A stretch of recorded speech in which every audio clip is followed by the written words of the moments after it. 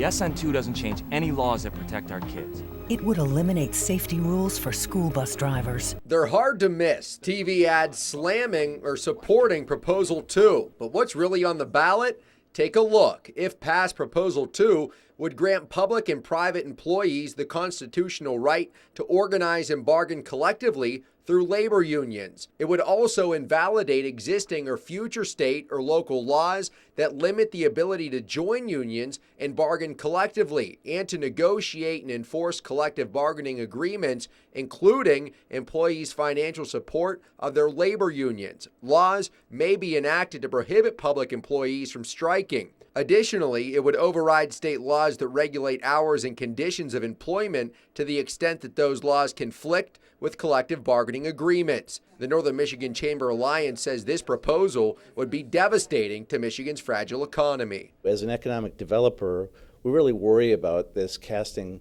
a dark cloud over the state of Michigan in terms of talent that's looking at Michigan, talented people looking to stay in Michigan, companies looking to expand here or move their businesses here. Luciani is the president and CEO of the Traverse City Chamber. He says he's also against the idea of manipulating the state constitution. You don't use the Constitution to bypass the legislative process and the people's elected representatives. Leaders of the Traverse City Professional Firefighters Union Local 646 disagree. They say Proposal 2 is needed to counter legislation that has already been introduced in Lansing. In the last 2 years, we've just seen, I've seen, a real dismantling of the collective bargaining process in Lansing.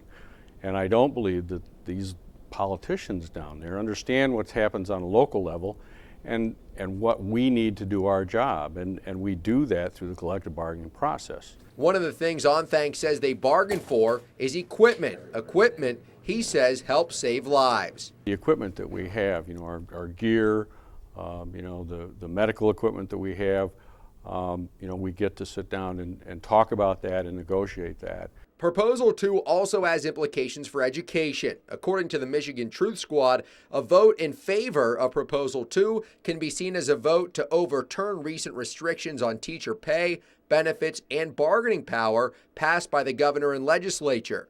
When it comes to the claims that Proposal 2 will hinder child safety on the bus and in the classroom, the validity of that statement is unclear. The Truth Squad says acts like the Revised School Code Act could be abolished, but that would most certainly be challenged in the courts. For 7 and 4 News, I'm Brody O'Connell.